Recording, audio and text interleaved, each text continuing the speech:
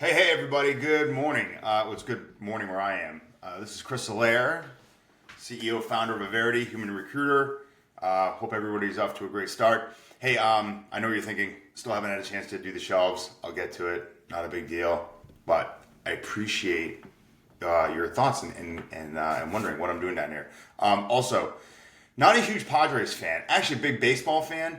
I'm an early bird riser. I get up at like 5:15 in the morning, had a cup of coffee, did a meditation. It's arguably the most comfortable sweatshirt I own. So this is what's on my body right now. I wanted to get into this and share some thoughts with you.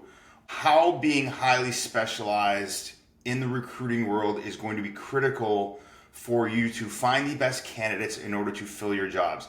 Now, if you're a director of engineering, a VP of engineering, or CTO, you understand how complex these technology systems are. You understand that there's a difference between PHP and Python. You understand how these technology stacks are worked. If you engage with a specialized third-party recruiting firm, something like Verity, for example, what you're going to get is people who are highly specialized on the way technology works, and I'm going to give you some pros and cons and the reason why this is going to be critical for you.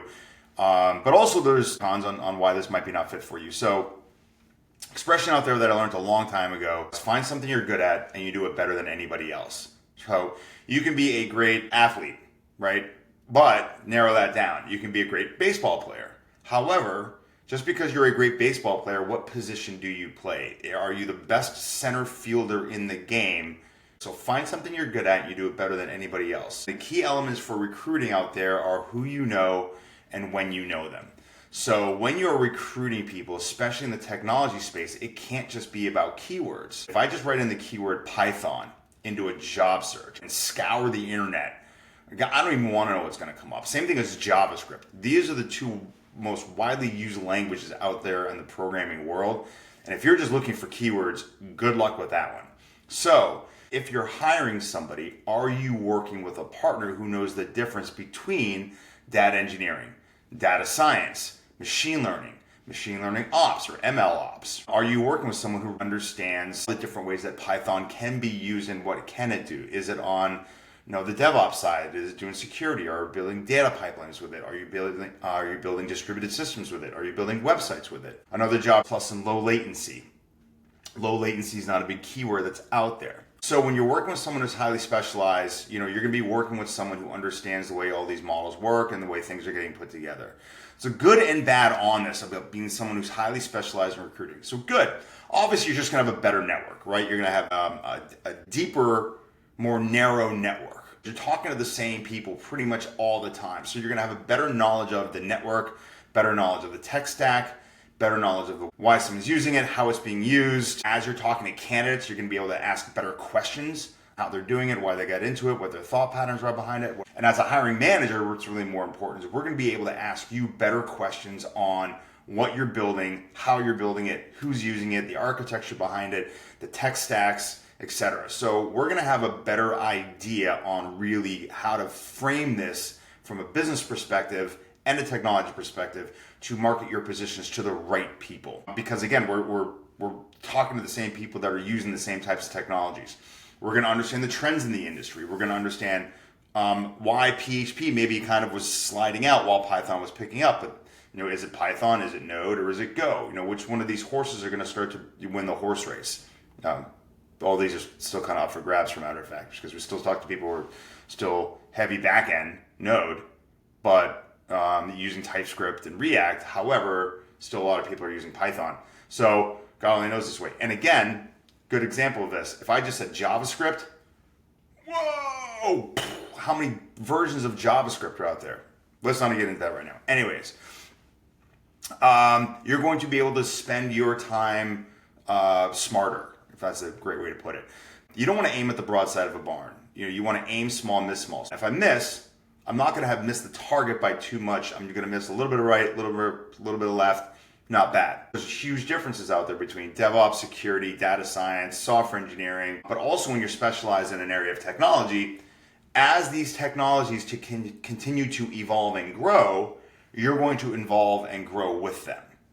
I have a better delivery pattern, I have a faster delivery pattern, I have a higher quality throughput rate, I just have a better communication with everybody, have better relationships with everybody. But that's the way I do business. So if that's not the way you want to do business, that's great. People are going to talk to you and they're just going to be speaking Greek, or you're going to look at it like something out of the Matrix and just mind's going to be blown on what these people are looking for because you have no idea what it is. However, you are going to get a lot more opportunities to work on to give you the ability to use all these AI tools to scour the internet and just send a lot of emails out. So you're going to get probably more opportunities. Bad news on being specialized, again, you can't use the spray and pray techniques. You can't use a lot of these AI tools. You can't use a lot of the fun generated emails and stuff like that. You can, but they're not as effective as you want them to be. So it is what it is. You're going to get more opportunities to work on if you're not specialized. That's for sure. I'm looking at the jobs that are posted and they crack me up because I see on their board physical therapists, carpenters, sales, junior account managers, and machinists.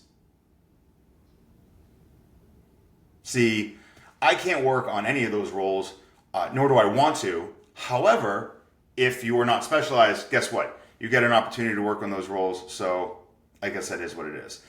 And when you're engaged with someone who's specialized in what you're recruiting for, what you're really looking at is who do you know and when do you know them? Again, critical things in the recruiting world that a lot of people don't talk about. Who do you know when you know them?